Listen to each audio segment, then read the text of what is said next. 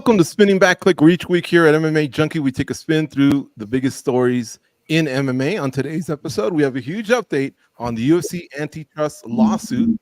Conor McGregor's back, baby. This time's for real. It's all systems go. And Ronda Rousey peels back the curtain on her MMA exit. Hello, everyone. Gorgeous George here on the con. And look at the distinguished panel we have for you today. SBC creator goes from MMA Junkie Radio. He's in the fight capital of the world, Las Vegas, Nevada. Danny Segura repping the 305. He's also the host of Hablemos MMA for you Spanish-speaking MMA fans. Les va a gustar. Check it out. Mike Bond, the MMA media titan, joins us from Toronto. He's always traveling the world covering the sport for us, does a great job. Cold coffee on the ones and twos.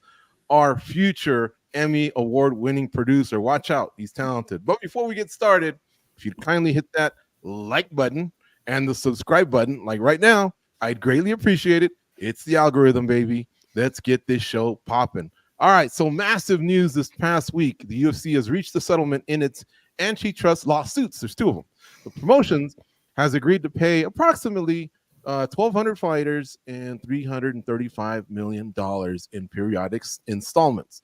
The lawsuit sought $894 million to $1.6 billion in damages and centered around alleged violations of the Sherman Act. Class action lawsuits allow for treble damages, meaning the court could have tripled the amount it had required the UFC to pay if they had lost, if it had gone to trial. The MMA FA put out a statement on X, quote, "We are pleased with the settlement and will disclose more when we file with the court in 45 to 60 days. We love all these guys," end quote. Though the fighters invested many years into this lawsuit, guys, and came up short of what they were looking for in damages, is this in any way a win for them? We go to Danny Segura for the first take. I mean, they are getting a good chunk of money, right? But I think in the bigger picture, we were hoping that maybe, or at least on an ideal situation, we're hoping that maybe this would lead to some bigger changes in the industry. More importantly, beyond money, contractual changes. So that way the industry could be a little bit more competitive for other players outside of the UFC. We don't know exactly what's going to happen because we don't have all the full details. We'll get that in a few weeks. But from what it sounds like, we didn't exactly get that. And it seemed that this was the most realistic shot to kind of mix up and change some things in the industry that are just kind of at its core value, literally the UFC contract, which dictates so much. So it does feel, I am a little bit disappointed by it. I know that there's a lot of things involved. I know that the alternative to continue could have maybe gotten a lot less or nothing. Who knows, right? But it just seems like this was the one real shot to kind of make some meaningful changes in the industry for the better. And it seems that kind of has gone away. So I'm slightly disappointed, but I will kind of hold on that until we get the final result, until we get the full details of what the outlook of this is exactly. So we'll see. But all in all, I got to say, I'm a little bit disappointed with the result. Mm-hmm. Goes, what are your thoughts on this massive news that went down this past week? Well, I mean, I think there's just so many different ways of looking at it, right? That the question alone means something different to everyone, to different fighters, because they're all in different periods of their lives. I think some fighters really needed the money, and I think others really wanted change and wanted to be at the forefront of that. That wasn't accomplished. That's that gut punch feeling that you're feeling, because at first glance, when you look at everything that was involved, they don't look like they got very close to what it is they wanted to accomplish. Now, at the same time, you can't say these guys are losers or that they lost, right? It's the system that really puts them at a disadvantage. If you have a lot of money, if you have time, you have attorneys, you can push these things further on, and it just costs the little guy more money to kind of stay in the game. And what the UFC ended up doing was kind of running out the clock, like we say in sports, right? Some of these depositions, they were going to have to be redone. It takes time. It pushes things back.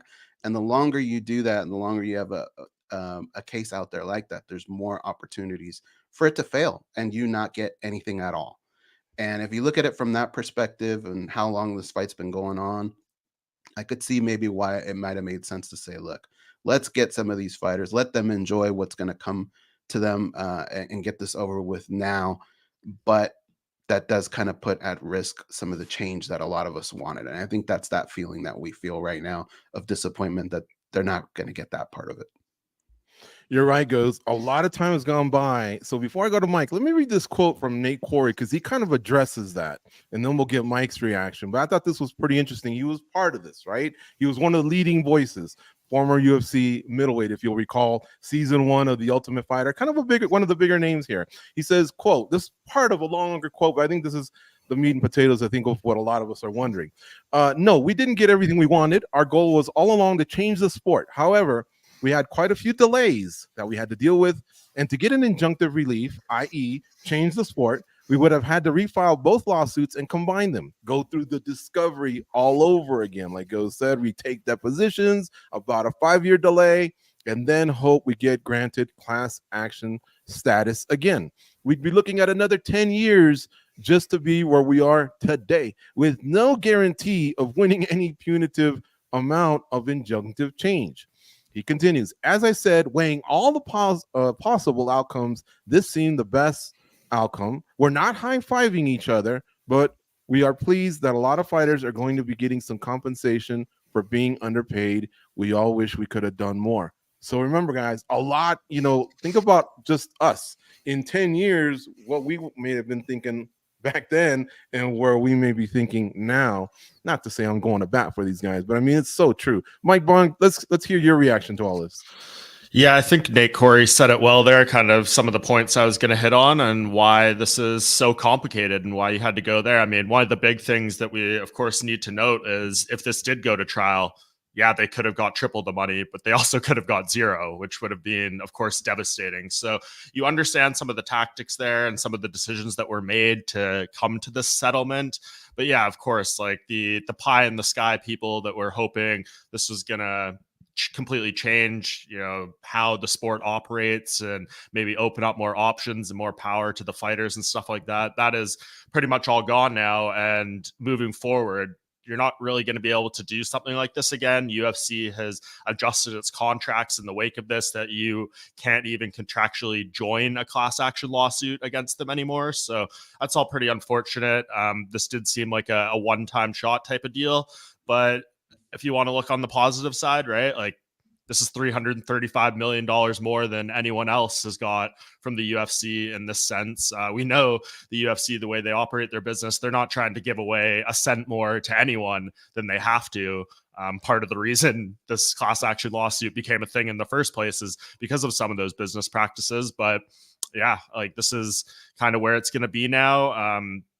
In terms of like how the money is broken up, it seems like the people who actually were involved in this more on the day-to-day side of things are probably going to get a bigger piece of this pie. But then, you look at someone like Chael Sonnen, I believe John Nash put this out, like he's due to potentially get a check that is bigger than anything he got for a single fight in the UFC. And this is a man who was prepared to take the stand and argue in favor of the UFC if this did go to trial. So that's one where you're like, it doesn't really feel fair for someone like that. But hopefully people that put more time or energy, things like that, do get something that they can be satisfied with, maybe a slightly life-changing sum of money, all that stuff. We'll see what happens when the details of this come out. But yeah, right now, I think Danny and Goes, I echo a lot of their sentiments.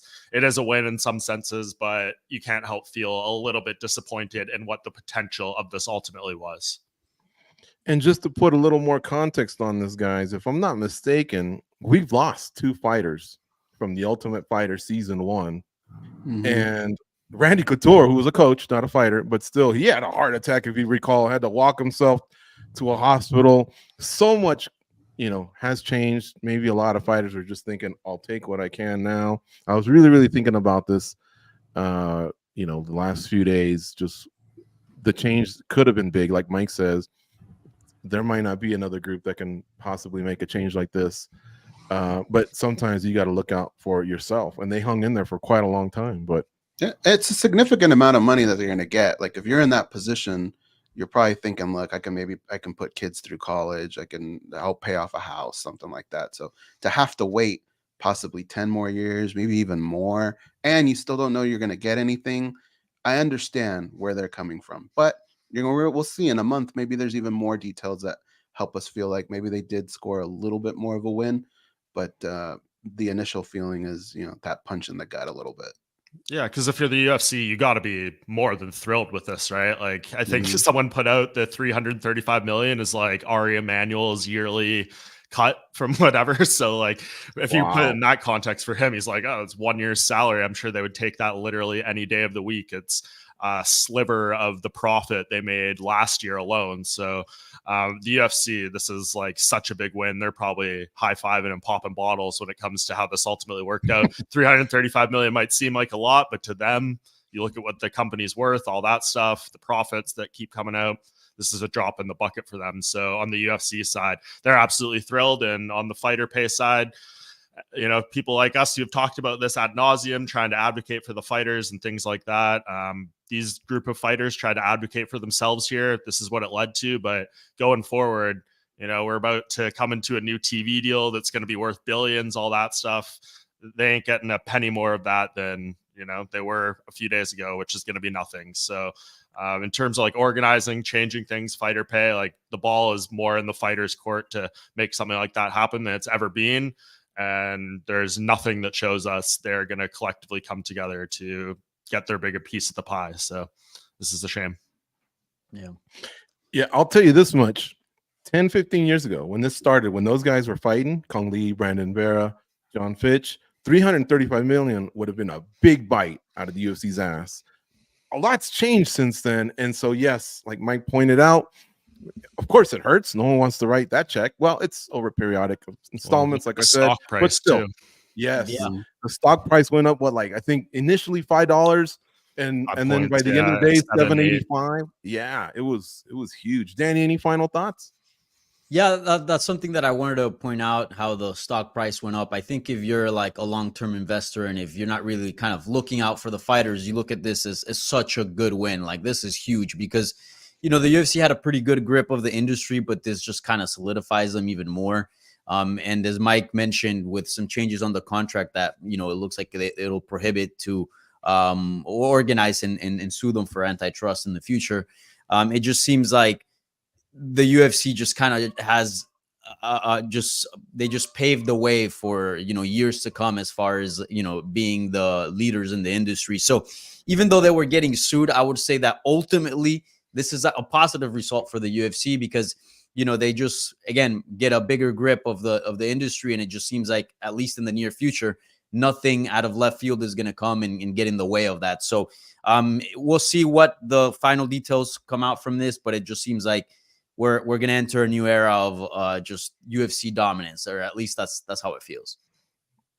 Keep the comments coming, folks. If you can add to the show, we'll include it. If you have a question or a comment, if it's solid, obviously it stands out to me, I'll try and include it. I've told the guys, grab one as well. If you address it to them.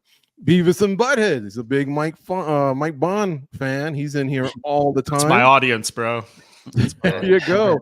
D-Life says Dana has created a monopoly. He grew up with multimillionaires. You know the story there, guys, or D-Life, is they were in high school together. The older one, Frank, is like 2 or 3 years ahead. Lorenzo, I don't think was a bestie, we'll say, but when they reunited years ago at a wedding, obviously they were classmates and they had heard of each other's interest in combat sports. I wouldn't say lifelong, but just trying to put a little bit more context into your comment. Lazy Bed says you got a fresh fade going on. So he's giving you some love. Yeah, and D-Life continues here. Dana borrowed a small loan of $1 million, just like his buddy. Yeah. Okay, all right. So listen, it was a $2 million purchase. You can't hate on that. It was $2 million turned into $4.025 billion. One of the best sports transactions in my history. And now they're writing a check for $335. Yeah, and it's nothing. Yeah. All right, so yeah, keep them coming. We'll see if we can talk about that at the end as well, because I know obviously some of you don't join the show live. If you want to join the show live, there's a little bell right there that you can hit. It tells you when we're online. We have a lot of great content that we put out throughout the week. So like, subscribe, hit that bell. I'm telling you, you'll love this channel. We're going to continue to the next topic, but again, if there's some good stuff that comes in, we'll address it at the end. Guys, Conor McGregor has announced his comeback again. He told ESPN, quote, "We got confirmation a few days ago that it's all systems go." He goes on, the Mac, the Notorious, will be returning to the UFC octagon this summer. All right, guys. Technically, UFC 303, that's International Fight Week, is on June 29th, and UFC 306 at the Sphere mid-September. Those are summer events, right? When it comes to McGregor returns to fighting, though, those types of announcements, do you firmly believe that this is the one? Yay or nay? Goes. I want it to be true. I mean, honestly, look, I've run out of cards to give this. I've already given it a yellow. I've already given it a red. There's nothing left. I just have to be positive. And I think based on the way people have been reacting a little bit to this, I feel a little bit more positive in it. But I want it to be true, man. Not so much because I want to see Conor McGregor fight again. It's more because I want to see Michael Chandler released from captivity, right? Like, he's a great fighter, and we've been missing out on him this whole time because of this madness. And, I've been saying this since the very beginning. Like, this is just sort of step one in that whole process, right? If it's all 100% true, that's step one. Step two is they got to get through a camp injury free. They got to get to the fight. That's step two. And step three would be like the motivation at this point. We've kind of heard them both talk about this, that roller coaster, up and down, up and down. Are they going to give us the fight that we all think they can? Because separately, they've been able to give us great fights. I want that fire going into the fight, and then I want the actual fight to pay off. Can you imagine if the fight sucks after all this? Like, come on, man. I'm to the point where, let me know when it happens. Ring my phone. I'll show up and watch it. But at least I feel a little bit more positive this time. So, yay, you do think this is the one, though? Yeah, I'll go yay. Level of excitement, not there yet, but yay, you do feel pretty good about it. What about you, Mike Bond? Yeah, I think I'm more confident than I've ever been. I guess you can't say anything's 100% when it comes to Conor McGregor in 2024. So you take it all with a little grain of salt, but this feels more real. You see the change of tone both from Dana White and Conor McGregor in like recent days compared to what they were saying a week plus ago.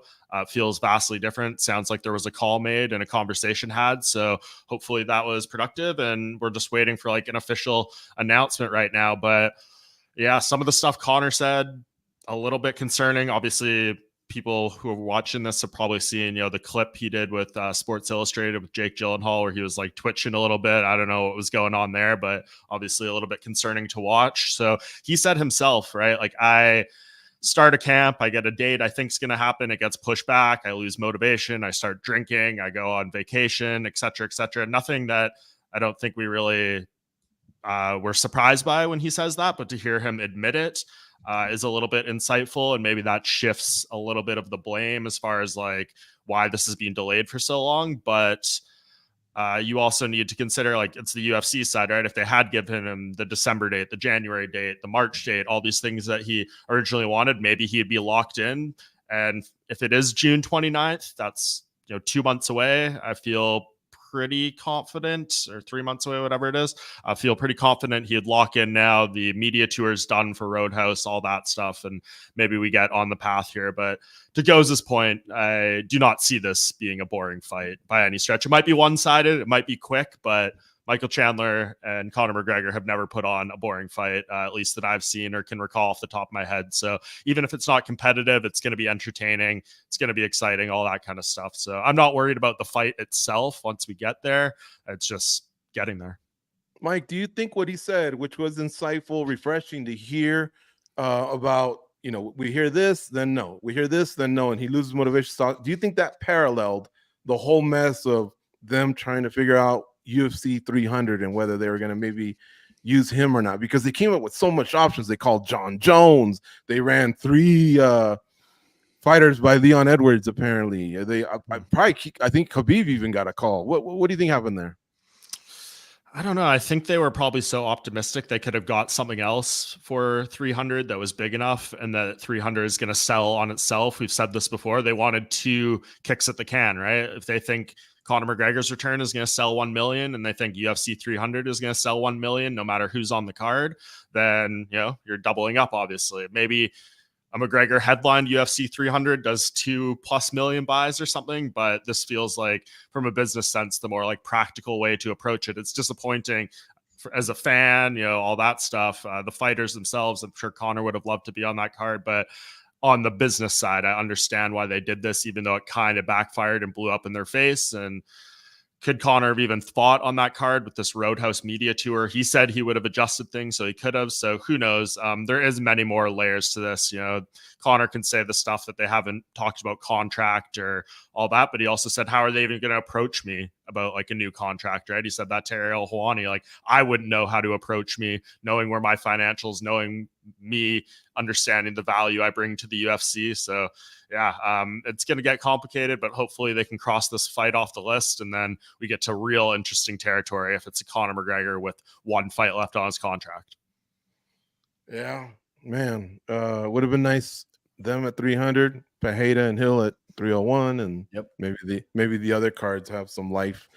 Some of them are on life support. Danny Segura. All right, man, is this the one, bro? Yay or nay? All systems go, pal.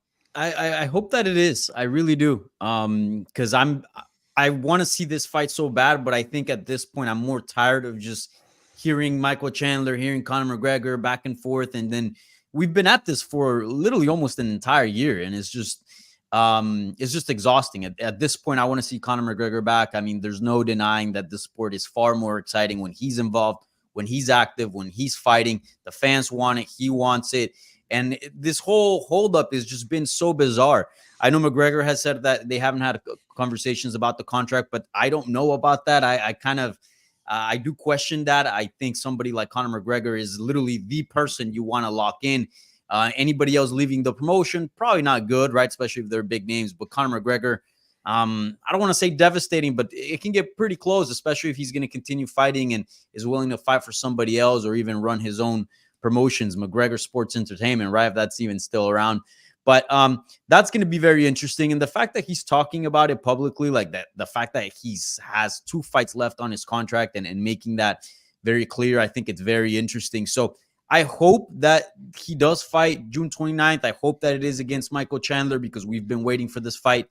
But I don't know. I feel like the UFC would want to sign a contract and lock him in before, getting any fights done and then have him be 1 fight away potentially from free agency. So we'll see. I'm optimistic about the June 29th date, about the UFC 303, Noche UFC, the Sphere, Nate Diaz. I don't think that's going to happen. And even you see Dana White saying that he's not into that at all. So we'll see what this unfolds. But I will say this. I do feel like McGregor fights in 2024 because some people are out there saying that McGregor's never going to fight at all. I do think that McGregor fights this year, June 29th. A little hesitant about it, but he fights this year. Danny, are you not interested, or did Dana Mint sound like he's not interested in Diaz versus McGregor at all, or just at the Sphere? No, I love the trilogy, and I think that that's a must, right? I think that within Conor McGregor's contract, even if it's just these 2 fights, like you got to do the Nate Diaz one because that's the biggest one that's going to bring in a lot of money, a lot of eyeballs, plus it's unfinished business.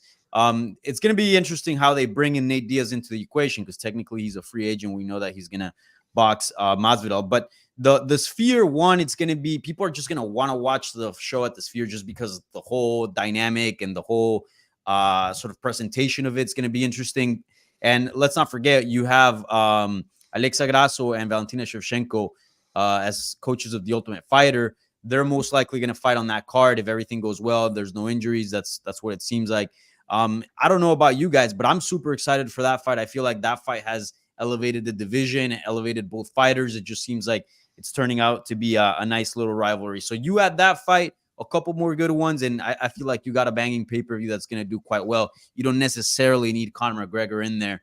Maybe you save him for November when you go back to MSG or something, but we'll see. And plus, Nate Diaz, look, I wouldn't have a problem with Nate Diaz headlining the Mexican Independence, but it just doesn't feel an Irishman, Nate Diaz, who's technically American. Like, it just doesn't feel as appropriate. I hear you. But De La Hoya was Mexican American, and he headlined a few in boxing. And Floyd really got a lot of mileage out of Cinco de Mayo weekend and September 16th. So I guess with the right promotion, it could be done. But I understand what you're saying. Nate doesn't give Not off the this vibe of same. sombrero and tacos and But De La like Hoya really like repped Mexico. Yeah. I'm not Yeah. seeing Nate Diaz out there walk out with like the Mexican flag and whatnot. And you know, De La Hoya is also like fluent in Spanish. It just feels a little bit different.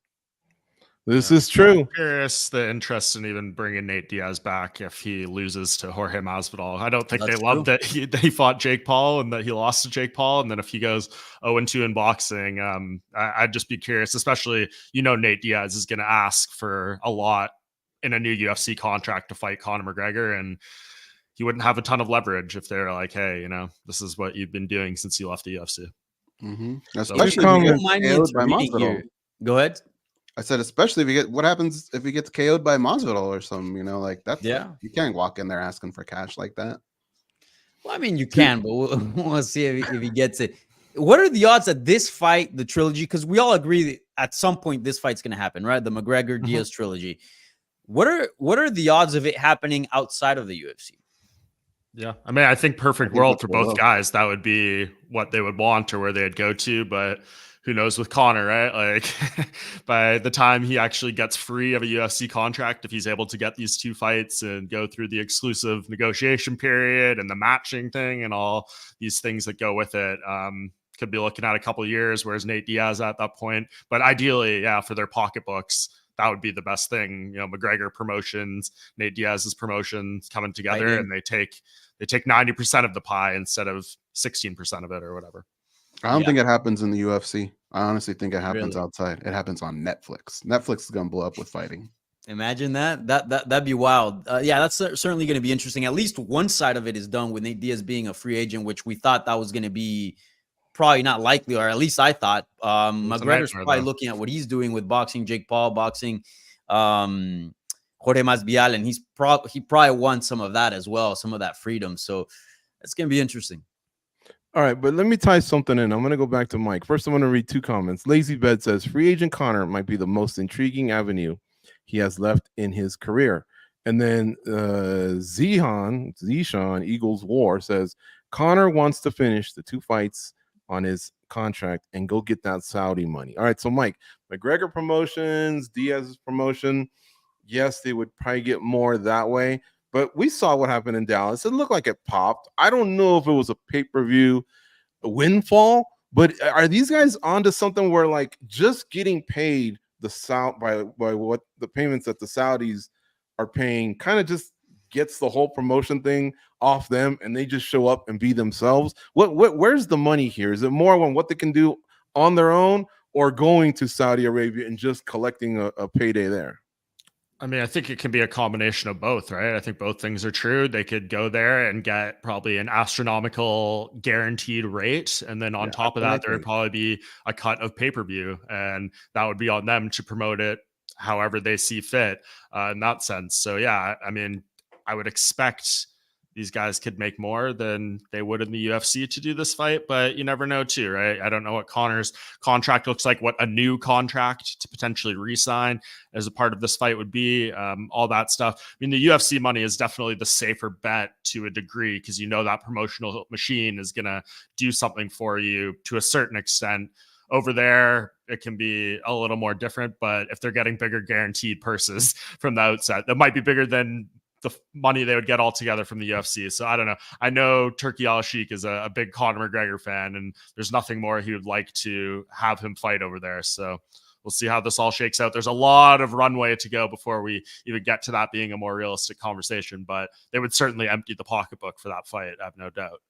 Do you think all systems go meant a new contract was restructured or just the number was meant for this fight, leaving him with one after the Chandler fight?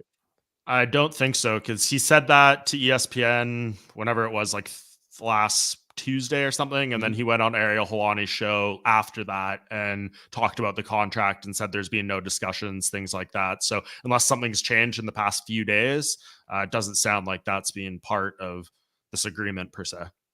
And then goes, so McGregor, you know that saying, in vino veritas, right? You can apply it to whatever, but in wine there's truth. It does seem, though, when he speaks about the UFC, he speaks with a passion about how much he loves fighting for the UFC. And I think what it means also is it's a big deal for Conor McGregor when he fights in the UFC for his ego, right? He can go do the stuff that Ngannou's done and all that, and no disrespect to what's going on. A lot of hardcores tune in there, but I think he gets something out of celebrities that tune in, the athletes, fellow athletes that tune in, and all the fans that tune in to an actual UFC pay-per-view. So you think that would draw him more than going to Saudi Arabia and doing what's happening there, which is yet to really take off, to be fair to those guys? I think it's a been there, done that type of thing.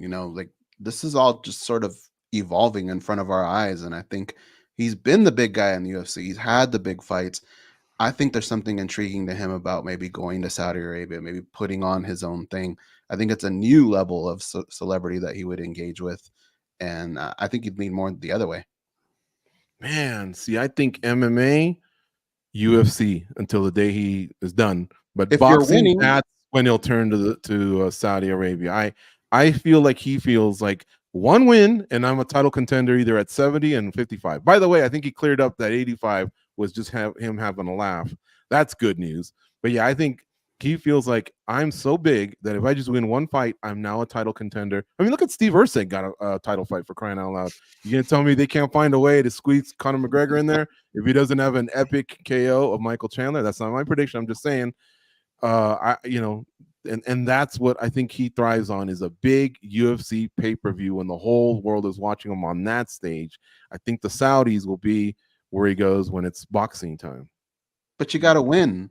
You have to win fights to be in that position. You got to fight to win too. Yeah. And poor Erceg, leave him alone. He woke up, he was having a normal day. Why'd you have to throw shade on him? Let's move on, guys. Ronda Rousey. She finally peeled back the curtain on her retirement. On an Instagram live stream, Rousey stated, quote, "My concussion history that I had to keep secret for years so I would be able to continue to compete and perform. That's basically why I had to retire," end quote. Rousey is currently promoting her soon-to-be released new book, Our Fight. Guys, does this change anything about how you viewed her exit from MMA all of these years? Mike Bond, we go to you. Yes and no, I guess. Like, do I feel like this contributed to her getting her head kicked off her shoulders by Holly Holm or brutally knocked out by Amanda Nunes? Not really. I mean, if you look at it in like hindsight, the skill sets, obviously the greatness of Nunes, Holm's kicking ability, like that would have happened if she had an iron chin or if she was more vulnerable to a knockout or a concussion or something than anyone else. So it doesn't really affect that much, right? Like all the fights she won, you aren't pointing to this, right? So that's kind of part of it. But yeah, like her saying this doesn't shock me given the year she had in judo, which I think she kind of alluded to. This is where it really started out, and she kind of had to cover it up during her mixed martial arts career and then in professional wrestling as well. I mean, I know people who have done years of judo as well, and they've had their fair share of concussions. It was a different era too when she was competing in terms of like looking out for athlete safety, the overall kind of scope of head injuries and things like that when it comes to athletes. So I'm sure there was lots of times where she got a concussion in a judo match and they rolled her out there the next day or the next week or whatever, and it just compounded. So yeah, like this probably happens to a lot of people, and it's either under revealed or under discussed or whatever. So this is all real stuff there when it comes to that part of it, but you got to take the good with the bad to come out all these years later. And we'll have to see in the book exactly how much weight she puts on this. If she feels it was the detrimental part that led to these fight outcomes, that's a whole different thing. But it's obviously something that kind of weighed on the back of her mind and is part of it. And why is she revealing this now? You got books to sell. So I get it, but I don't know if it really changes anything. I lived through those moments. I saw the greatness of the Ronda Rousey run. It was an incredible time in the sport. There hasn't been many eras or points in times like what she did during 2013 to 2016 ish. But yeah, I would like to have like an interview with her and actually have her talk about this more elaborately, but she's not interested in doing that kind of stuff. And she's going to give her side of the story in this book, and that'll be what it is, I guess. Yeah, I want to read the book too and see. I think it's more ego. I mean, I'm sure the concussions had a lot to do with probably losses and how she felt emotionally, but I think a lot of it was ego. What do you think, Dan? Danny. I don't doubt. I don't think this is BS. I don't doubt that she's had a history with concussions. One, she's fought for a long time, and two, in judo, like those throws, man, you can really land on your head and get messed up. So I believe her when she talks about the concussions and how that led to her retirement. I mean, she had a good amount of money. She was a popular star. You get head kick knocked out, which was a horrible knockout by Holly Holm, and then a year later you return and you get quickly pieced up by Amanda Nunes, and that seems to be sort of somebody that's going to hold the belt for a long time. And right, she did. You might want to stay away from fighting, right, and then maybe go somewhere else. So I get that, but the retirement itself doesn't really change in my mind, because I don't think it was ever about. I don't think fans and sort of the MMA community in general was upset at her because she retired a bit early, because she didn't kind of try to come back and really get her belt and really stick around. I don't think that was the issue. The issue was that when she lost, she turned her back on MMA. She didn't do any interviews with MMA media. She never really talked about MMA, even when she switched over to pro wrestling, just very, very little. And it just seemed like she was ignoring this sport that gave her everything, that gave her so much, gave her fame, popularity, legacy, money. And people were backing her and supporting her and really helped turn her into a star. And then all of a sudden she was ignoring those people that gave so much to her. I feel like that's kind of where the fan backlash came from. Not really because she retired early. So I get the whole concussion thing. It makes sense as why you would want to stay away from MMA. But then she also switched to pro wrestling. And we know those guys and ladies put themselves through the ringer as far as, damage on the body. So to me, I'm with Mike. I don't think it really changes my view on her retirement. I think it was poorly handled, and I think it's more on certain decisions, not really the fact that she retired early or prematurely. So yeah, it is an interesting wrinkle, and I hope the best for her, but no, it doesn't change my opinion on her retirement. Good stuff. Yeah, I want to add to it ego and social media. That's the reason. Goes. How about you, man? What do you think? Well, if anything, I'm glad the decision is final now. Like, I understand leaving MMA, and I get that, but like Danny said, you don't go to WWE to avoid concussions. Like, that's happening all the time over there. So that part I didn't really understand. But what do you do with her? You're not going to call her a coward. You're not going to call her a quitter. If you look at her career as a whole, what she did for women's MMA, what she did for MMA as a whole, then going over to pro wrestling and headlining a WrestleMania, like these are careers that people dream of having, right? She's always going to be a pioneer of the sport. And I think what she needs to do is stop trying to be Ronda Rousey, the girl that feels like she could have beat anyone, anytime, any place, and just kind of embrace being that pioneer of the sport, right? Almost like Hoist Gracie is to mixed martial arts for us, right? Like, we look at Hoist Gracie, nobody ever goes, hey, I wonder what happens if Hoist Gracie matched up against George St. Pierre. Like, we don't do that, because we understand that it was kind of like a different era of the sport, and he was more of a pioneer. She was a little bit of both. She was a badass in the cage, but she was also a pioneer. I would embrace that. Guys like Chuck Liddell, BJ Penn, when they ended their careers, they didn't have the best of endings, right? But when they walk into a room, they command respect because of the things that they accomplished, the things that they did. I think she needs to become one of those people, be one of those people that embraces that part of it. Leave the ego, put that out the door. Just be a pioneer, be happy with where you're at and what you've done for the sport, and leave it at that. Very well said, Goes. And we don't have to find out what would happen between GSP and Hoist Gracie, because Matt Hughes showed us, or at least gave us a good idea of how that would go. I think it was Ramona Shelburne. Maybe one of you guys can remember. You guys have better memories than me.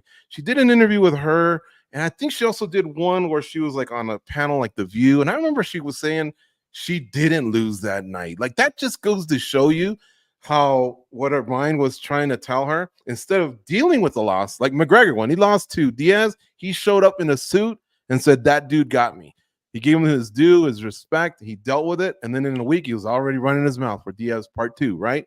And instead, she was acting like it wasn't a loss. And that's where I knew, I was like, that's not going to go right for her. She thought the fans turned her back on her. With a pillow on her face, too. When she got off the plane, she took a week to get home from Australia and then covered up, didn't want TMZ anywhere. Why? Because she's used to getting her flowers. You got 1 million fans, and she's got way more than that. But just 1% turn their back on you. That's 10,000 people that you think hate you or don't think you're all that, and she focused on them instead of the 990,000 that beloved her. And that was the problem. Social media and ego, in my opinion, man. She just didn't, and it happened at WWE as well. And here's the weird thing. I know she's talked about being homeless, living in her car, whatever. She's actually pretty smart, man. When you hear her talk about different subjects and why she couldn't get a grasp on dealing with winning and losing, I don't know. It's not like she came over with 2 gold medals like Kayla Harrison. She accepted a lot losing in judo, and then guess what? Turned it around, became world champion. Well, did she? She left the sport. You know, she was really disappointed. She talked a lot of crap about the Olympic system and mistreatment there, and you know, she completely left that behind. And I believe she was like doing Coast Guard work and then working as a bartender and stuff like that before she stumbled into MMA when she, you know, kind of got her life back together. So yeah. The struggle was real. I mean, Lazy Bed said it good in the comments. There's a level of denial and brainwashing necessary for combat sports. I think we all would agree with that, but Ronda fully leaned into it. It certainly was disappointing. I mean, the way she went out, she was this female icon, you know, empowerment for this next generation of women, the whole do nothing bitches era of that too, that she kind of made famous. And then when things didn't go her way, it did not, you know, she couldn't handle it, and she kind of ran away with her tail between her legs. And I think that did hurt her legacy a fair bit. The highs were absolutely incredible, but the lows, I think, put a spotlight on the flaws of her as a human. And we all have that, but yeah, it wasn't great just considering the 2 complete disparities between the heights and the lows. Yeah, great point. And something I want to expand on, which Go said, I think it was perfectly put. Like, there's other legends like Chuck Liddell, right? They've taken some big L's, like when they were at the top and they were superstars. And it just seems like they're part of the MMA community. They embraced it. They still show up to MMA events, boxing events. They're very much involved. A lot of those legends go on to coaching or etc., but they still feel part of the MMA community. At this point, does anybody feel like Ronda Rousey's part of the MMA community? Like, she pretty much just kind of pushed everyone away. And I feel like that rubbed people the wrong way, especially in a sport that's so niche. People get so defensive about their sport. And we see it every time, like somebody from the outside tries to go in. It's like, we embraced you. We propped you up. We gave you this. And all of a sudden you're acting like you don't know us. So I think that's what really rubbed a lot of people the wrong way. And great point by Goes, like mentioning all these other legends that have taken big L's and look at the way they're perceived nowadays. Like very much different than Ronda Rousey. Yeah, for sure. Is she even accepted by the wrestling community? Do you guys know? Does anybody follow that? I'm not a big pro wrestling outings guy. with them. Yeah, exactly. Yeah, she said some things that you're not supposed to talk about, and I know a lot of the female wrestlers didn't like it. Mm-hmm. She did talk crap about WWE on that same interview that she revealed the concussion. So maybe we're kind of seeing a little pattern here. Yeah, a little bit. All right. Time to move on to topic number 4. But guess what? We're a little bit past halfway. We're about 3/4 of the way. So I'm 15 minutes late here, reminding you that this is a weekly show. It's live. You can hit the like button right now. It really, really helps us out. Get it out to more people. If you have MMA friends and family that want to hear about the biggest stories in MMA, again, we do this every week. Hit the share button. Retweet, reshare, repost, whatever. We would really greatly appreciate it. Let's continue on, though. So there's been plenty of reactions to the upcoming boxing match between Mike Tyson and Jake Paul. 2 in particular jump out at me. Colby Covington said, quote, "I hate the fight. I think it takes away from Mike Tyson's legacy when a guy like this comes in and beats him. A YouTuber comes in and beats the baddest man on the planet and the most feared man," end quote. Now, on the other hand, Teddy Atlas says, quote, "There's nothing to lose for Tyson. If he wins, he's even bigger. People are going to thank him. Thank you for ending this charade," end quote. Which side are you guys on or lean closer to? Back to Danny Segura in the 305. I'm a little bit puzzled by Teddy Atlas because, like, if you see his takes on like Canelo or certain other fighters, they just seem very purist. And I get it. You know, he is a boxing guy, but then to stuff like this, he's very lenient. Honestly, if you are into combat sports, if you're a combat sports fan, not just a circus fan for novelty and show, how can you like this fight? I mean, Mike Tyson is almost 60 years old and he's fighting somebody 30 years younger than him. And look, I'll give credit to Jake Paul. He's turned out to be a pretty decent boxer. He's tough. He's super strong. He hits hard. I just hope that we don't see sort of disaster here and have Mike Tyson, a beloved figure, somebody that isn't like he's become pop culture at this point, get badly hurt on such a big platform. I think that'll be a big blow to these type of fights. And I think that's something, if it does happen, would 100% turn off Netflix from getting further into combat sports. Is that something that I would like to see? Obviously, it'll make everything even bigger. So I think it's fall. I'm not into this at all. Again, we'll see what the details are because we still don't know if it's going to be a pro bout exhibition. I think that can shape my perception of it depending on the details of it. But all in all, as I see it now, I'm not into this. I don't like it. Squire in the chat says Jake Paul was beaten by someone his own age already. He should be done. Oatmeal26 says Colby is exactly right. I'm not a Paul fan, but he beats the piss out of Tyson. First round KO. Take it easy, Oatmeal. I don't think that's going to happen. But anyway, Goes, what do you think? Well, first of all, I could never get on board with Oatmeal. That's probably the reason why. Look, this situation is weird, man, because I don't want to say I'm on board with it. I'm definitely going to tune in. They both kind of say things that make sense, but at the same time, they don't. Like, I guess maybe I lean a little bit more towards what Teddy Atlas said. You have to look at a guy like Mike Tyson. He came from nothing. He's a guy that embraced that custom motto strategy, those teachings, gave himself all to boxing. Those types of people you can't really count out. Like people that start from the bottom like that and get molded into a sport, that dragon never really goes away. Now, at his age, are you going to get 10 rounds of that? No, maybe get 2 at most, right? So the situation doesn't really make much sense, but I can't blame Jake Paul either. Like Jake Paul's kind of been brilliant when it's come to combat sports and making money for himself. You know, the one fight that he fought somebody his own age, yeah, it didn't go his way, but he's found out ways to kind of generate interest again, putting Netflix involved. Like these are baller moves. As far as legacy goes, like with Mike Tyson, I just don't feel like he's going to lose much of that. All we ever talk about is how destructive he was. And there's tons of highlights of that. Trust me, there are highlights of him losing too, but we don't see those as much, right? So I don't know that another loss, especially at this age, is something that's going to really get passed around too much. Maybe if it's like a devastating knockout and he's sitting there with his tongue hanging out, yeah, I mean, of course, that's gonna be passed around. But Mike Tyson just seems like he's a little bit past all that stuff. I don't think it's gonna hurt his legacy. More so, I'm just concerned with the fact that the dude is closer to 60 years old. I don't want to see other fighters do that. We've seen Evander Holyfield fight, right?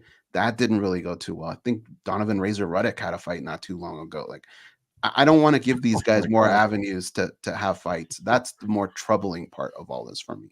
Razor Ruddock fought recently? I didn't know that. Yeah, he fought somebody else too. Somebody from that era. Razor Ramon? Jeez. I don't, that can't happen. Mike Bond. All right, so Colby doesn't like it. Teddy Atlas likes it. Which side are you on or lean closer to? Probably the don't like it side. This is tough, right? Like we're past the phase of the initial reaction, the flurry of outrage and all that stuff that we got in kind of the subsequent days right after this was announced. And now we're seeing like the actual build to this, the Mike Tyson training footage, whatever you may think of that, the small snippets, whether those were recorded currently, days ago, all in one. I don't really know, but you know, you got Jake Paul out here saying now, like, I have an iron chin. I want to see what it feels like to get hit by Iron Mike with his best shot, all that stuff. So we're going to see lots of this build up in the coming months. And I don't know, like, I don't think you can emphasize it more than these guys said, like a 58-year-old by the time this fight rolls around, even if it is the legendary Mike Tyson, one of the greatest ever. Like, I'm not really going to advocate for any 58-year-old to compete in combat sports, let alone against someone 31 years younger than them. Like, give me any 2 names and you'll get a same response when it comes to that stuff. But for Jake Paul to secure this, I mean, like, I know people don't like him. They think maybe I'm biased towards him or something. I don't feel I am. I think I'm pretty fair to him, but I'm one of the first people he gave an interview to in combat sports, and he hadn't even fought Ben Askren yet. And he's saying, like, I'm going to fight Nate Diaz. I'm going to get Conor McGregor to show interest in fighting me. I'm going to do this. I'm going to do that. And the fact that he has got here and now he's fighting Mike Tyson on Netflix, like, as far as just a story with him, it's pretty unbelievable stuff. But there is a feeling of like dirtiness to it all that I don't love. And I guess we'll see how the fight plays out, the rule set, etc. All those things Danny kind of noted. But yeah, I think I could collectively speak for the entire world. No one wants to see a visual of Mike Tyson unconscious on the canvas in front of 60,000 people at AT&T Stadium or whatever. Last time Mike Tyson competed in a real boxing match, I'm not going to include the Roy Jones one from a few years ago. Like, we didn't have social media the way it is. We didn't have high definition footage with a million angles. Like, I fear the level of meme he's going to get turned into if this goes badly for him. So yeah, I think my fears are the same as everyone else. We're all going to be watching it like this a little bit come that date. I'm going to be in Brazil for a wedding, so I don't even know if I'm going to watch this thing live. I'm kind of happy about that, but it's going to find our way into everyone's radar, and yeah, we'll see how it goes. But yeah, there's all just that fear in the back of your mind that this ends very badly, and it's on a scale of exposure on Netflix that maybe no other fight in modern history has been on. There's a lot of ways this can go wrong. Guys, I'm here to quell your fears in the 51st minute of the SBC show on Monday, March 25th. GG called it. Tyson in under 2 rounds will KO this guy. What? I think you've picked Jake Paul to lose every single fight by knockout, though, haven't you? But you left the part out, George. A scary individual, right? Like we've seen the stuff that happened at the airplane. Like we saw what was that clip, Mike? That he was like, what, or something like that to you at the ringside. I mean, dude, he's still Iron Mike is still in there somewhere, yes, and we don't want Uncle Mike. We need Iron Mike, and I'm just curious to see, like, the first press conference, is Mike Tyson just going to sit there and let Jake Paul call them old? Or, you see the old clips now resurfacing on X. You pop up, some of them with too vulgar of words to reiterate on the show right now. But like, if we get that version of Mike Tyson, the crazy look in his eyes, Mike Tyson, who knows what can happen? But yeah, this is, I don't know, man. Mike, be honest with us. Is there really a wedding in Brazil, or did that moment scare you so much that you wanted to get as far away as possible? No, it's true. Who do you think won? Isn't that what he told you? Who do you think won? Yeah. Oh that was my terrifying. God, that was hilarious. That was hilarious. All right, let's go through this one quick. This is the last topic. Some big results from this past weekend's action. Who did it best, guys? Corey Anderson. He won his first major title. He defeated Carl Moore to win the inaugural light heavyweight title. Sorry, not the inaugural, the vacant light heavyweight title at Bellator. Patricio Freire, Pitbull. He added another title defense to his resume. I counted 8, I believe. Possibly the greatest fighter ever in Bellator history. He defeated Jeremy Kennedy and finished him too. Rose Namajunas, now a contender in the flyweight division. She's won a title at strawweight, and now she's possibly a title contender. Maybe that's too soon. I don't know. I didn't say she's a challenger. She's a title contender at 25. Who did it best, guys? We go to goes. I kind of liked what Corey Anderson did. Poor guy spent over a year in a camp, man. He's been through a lot, and he came on our show and he talked about him firmly believing that he's the best light heavyweight in the world. And those are big words, considering the pool of fighters that there are and where Corey's at in his career. I think a lot of people feel like maybe he doesn't have one foot out the door, but he's got a couple toes there, right? And Carl Moore, it's not the sexiest of names, but it's a tough out. And Corey went out there and he did his job. He did it in enemy territory. That's kind of tough to do, but it's a nice little notch to put on your belt, right? And you look at his career overall, the organizations he's fought in, and that's not easy to be successful on all levels. So I was pretty proud of his performance, and I thought it was a gutsy one. Shout out to Overtime. Mike Bond, how about you? Yeah, credit to Corey Anderson, 3rd time's a charm with that Bellator. And I guess it was the inaugural light heavyweight title of the Bellator Champions Series. So I don't know. I don't even know what this thing is anymore. But shout out to that same card, Patricio Pitbull. We don't talk about him enough. So when given a chance here, let's give him his flowers, man. Like I think a lot of people doubting him, rightfully so. The 2 losses, the pretty serious, I believe it was a neck surgery that he had. There was reason to wonder if this was, maybe the end of his prime, things like that. And the first round maybe looked a little slow for him, but that combo that he put on Jeremy Kennedy to finish that fight was a thing of beauty. Showed why he has the most wins in Bellator history, the most finishes in Bellator history, the most title fight wins in Bellator history. He is an all-time great. I'm not going to sit here and be like, how would he stack up with the UFC guys? Is he on that level? Blah, blah, blah. I think he's a little past like the time. If he came over, would it be like a Michael Chandler thing? Would it be like an MVP thing? I don't know, where he could hang with those guys at featherweight right now. But he's doing his own thing, and I think he's like crafted out a pretty solid legacy over there, and this was part of it. So congrats to him on another great win. Yep. Shout out to Pitbull, man. He's a beast. How about you, Danny Segura? Yeah, great points by both Mike and Goes. But I'm going to go with Rose Namajunas. I want to give her a shout out because she snapped a 2-fight losing streak. This was the first time that she entered a UFC fight, this was the first time that she had back-to-back losses within the UFC. And look, she didn't look great against Fiorot, I thought, and against Carla Esparza. Well, we know what happened there, and she looked terrible. So this was probably the best performance she's had in maybe like 2 years plus. And I don't want to say she's 100% back. I do feel like we've seen better performances from her, especially the ones against Zhang Wei Li and Joanna Jędrzejczyk. But still, I thought I saw a bunch of improvement. I saw her a little bit thicker, a little bit more adjusted to flyweight.